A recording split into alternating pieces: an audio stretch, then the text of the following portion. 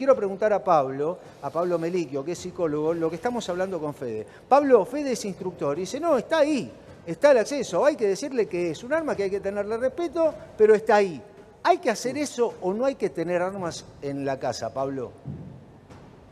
Ahí entramos ya en el campo muy personal. Yo puedo hablar lo que, en mi caso, yo prefiero que hayan libros y no armas en mi casa, pero bueno, si él es instructor o tiene un papá o una mamá que están ligadas a las fuerzas de seguridad, las armas van a Sí, estar. En mi casa, como soy psicólogo, hay un montón de bibliotecas. Si yo fuera policía, tendría armas. Entonces también tiene que ver con lo que circula en la casa, pero no todo hijo de sí. instructor de armas, ni todo hijo de un policía termina matando a su familia. Entonces, no tomemos, ¿sí?, este botón como una muestra de lo que pasa en ese universo, ¿no? Hay que empezar a pensar que es multicausal la violencia y que en todo caso, a veces cuando hay una problemática emocional o psicológica o psiquiátrica, Sí. el acceso a un arma puede llevar al drama. Una persona que dice, bueno, hay que matarlos a todos, esto se resuelve con bala, ¿esto influye de alguna manera en el chico de 14, 10, 12 años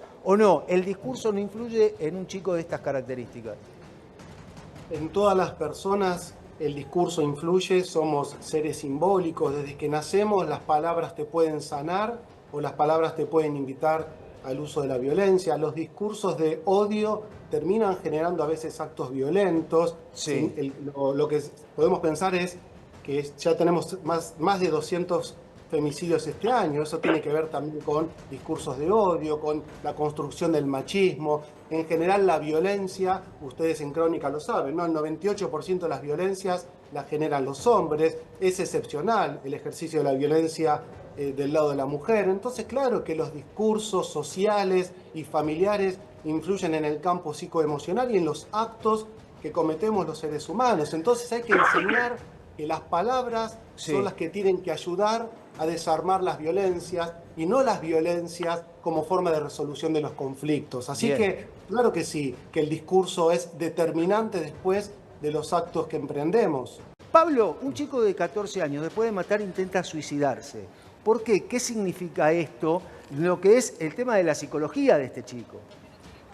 Y me parece muy importante, Carlos, aclarar lo siguiente. Cuando Sí, hablamos de 14 años, estamos hablando todavía de recién la entrada en la adolescencia. Cuando hablamos de entrada en la adolescencia, estamos diciendo que todavía no está su personalidad estructurada. Lo que hay que aclararle, porque la gente quiere saber, es si de pronto, sin otros signos, puede suceder esta violencia. Difícilmente. Debe haber habido algunos signos previos que después quizás sepamos, porque esto nos va a servir para prevenir. En general, más allá de este caso, las violencias van creciendo en intensidad, igual que los síntomas. ¿Por qué termina matando? Bueno, ojalá con las pericias sepamos si tuvo que ver con un brote psicótico. Pero después, ¿por qué hay un intento de suicidio? Bueno, porque a lo mejor después pasó el brote, a lo mejor también tuvo que ver con el mismo brote, entonces también se tiene que liquidar a sí mismo. Muchas veces esas voces internas que tienen la psicosis, como le dije hace un rato, tienen alucinaciones y delirios. Las alucinaciones pueden ser auditivas y en muchos casos esa sí, vocecita que tenemos todos, ¿no? Cuando vos te hablas a a vos vos mismo. mismo, para alguien que tiene un trastorno psicótico, esa voz es como si fuera una voz externa, como alguien que le dice lo que tiene que hacer, no diferencia que es su propia voz. Bien. Entonces esa voz interna le pudo haber indicado matar a la familia y después matarse a sí mismo. Ahora, Pablo, ¿qué tiene que suceder para que esto cambie? Para que un chico piense más en divertirse, en leer, en aprender y no en usar un arma, más allá del juego y más allá del regalo de un arma de juguete. Lo que tiene que empezar a pasar es que esta sociedad le preste más atención a los niños, a los adolescentes, que los escuchen, que circule más la palabra. En las familias hay mucho aislamiento, cada uno con su celular, hay poco diálogo y saliendo del campo de la familia, la sociedad tiene en la calle, en las instituciones, hay muchas violencias y después en los medios de comunicación se hace espectáculo de la violencia. Por eso siempre digo que agradezco que cada tanto como psicólogo pueda salir para invitar a desarmar. Si solo ponemos las imágenes Sí. de las armas y reproducimos las violencias de cada día, estamos también son como agrotóxicos mentales. Le estás todo el tiempo mostrando a las personas las violencias. Como Bien. decía Facundo Cabral, Sí. Carlos, Sí. lo que pasa es que un asesinato o una bomba hace mucho más ruido que mil caricias. ¿Qué quiero decir? Que hay que también promocionar, hablar, que no es un cliché, hablar del amor, hablar del diálogo, invitar a la escucha, a mirar a los hijos a los ojos, a encontrarse en el almuerzo familiar, a encontrarse en la cena. Hay mucho desencuentro y ese desencuentro potencia violencia. Circulaba que había una problemática familiar. Entonces, vamos a pensar dos cosas. Si tiene que ver con una problemática familiar y este desenlace, estamos más en la línea de la violencia metaforizada en este pibe, como hay tanta violencia social y muchas veces Sí. termina alguien haciendo uso de la violencia para la resolución de conflictos. Pues estamos en una sociedad donde se usa poco la palabra y cada vez más la violencia. Hay que desarmar la violencia, eso está claro. Si tiene que ver con algo psicótico, estamos en otro lugar de la cabeza. Estamos en alguien que pudo haber estudiado cómo matar simplemente por, como les expliqué, por una cuestión alucinatoria o delirante. Son dos niveles diferentes. En un caso es inimputable, si se detecta que estamos frente a un cuadro psicótico, es inimputable. Si es un chico que, signado por la violencia, mató a la familia o intentó matar a la familia y matarse a él, ahí sí vamos a pensar que tiene que ver realmente con estas violencias que están dañando tanto la salud mental.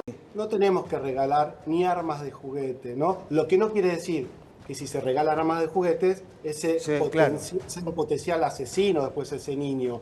Lo que vuelvo a decir es que los discursos de odio hay que desarmarlos. Y si un papá lleva al polígono a un niño de 5 años y ese niño de 5 años quiere aprender, es por identificación al padre. Bien. Entonces, vuelvo a decir, muchas veces los chicos toman lo que aprenden de sus padres, o que la familia es el primer socializador, después la escuela, ¿no? Entonces, eso es lo que sucede, que a veces hay que desarmar un poco la violencia intrafamiliar.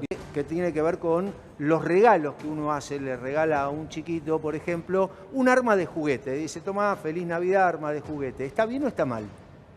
Es bastante determinante la crianza y, por supuesto, el campo social en el que nos estamos moviendo. No todos a mí también, yo crecí en un contexto donde me regalaban soldaditos y armas y no estoy del lado de la violencia, pero a veces los regalos, la violencia familiar, la violencia social, el machismo, muchas veces todo ese circular, ese contexto va dañando el campo psicoemocional y es probable que alguien que creció en un ambiente así, donde hay signos del hostil, después reproduzca la violencia. No es sin consecuencias, no solo la crianza, sino el campo social en el que estamos desarrollándonos, que es muy violento, ¿no? Que hay que desarmarlo.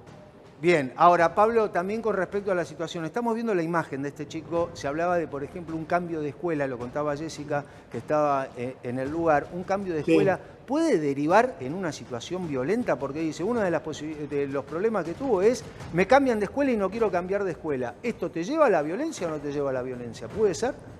Mira, Carlos, la personalidad se va armando de manera multicausal. Tenemos un caso no tan lejano en el tiempo, que fue la masacre de Texas, que fue un joven, Salvador, que le habían hecho mucho bullying en el colegio, tenía un papá ausente, una mamá adicta, por supuesto creció, como bien señalaban ustedes, en una sociedad tan violenta como es Estados Unidos, no recibió ningún tipo de asistencia psicológica y con los años regresó al colegio y mató a nenas y nenes que tenían la misma edad que él tenía cuando sufría el bullying. ¿Qué quiero decir con esto?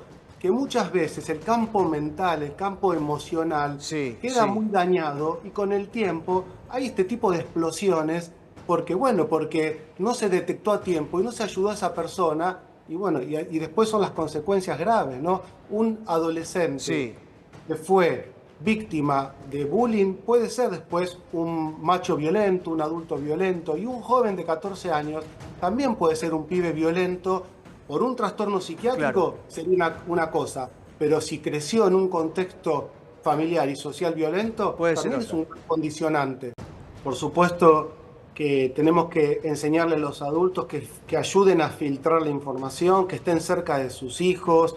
Por supuesto también que los adolescentes saben cómo encontrar la información, pero creo que en una casa donde hay supervisión de los padres, donde hay diálogo, donde se detectan los síntomas a tiempo, podemos hacer prevención. Muchas veces llegamos tarde porque la violencia fue creciendo. Prestemos atención siempre a los síntomas. La salud mental es igual que la salud física. Así como la fiebre nos indica que podemos tener una infección, las angustias, los miedos, las ansiedades son indicadores. Hay que ver qué le pasaba a este pibe y si fue registrado, si estaba haciendo una terapia, si los papás estaban atentos a lo que le pasaba. Ojalá que esto nos sirva para pensar qué está pasando hoy con los jóvenes y con sus familias, ¿eh?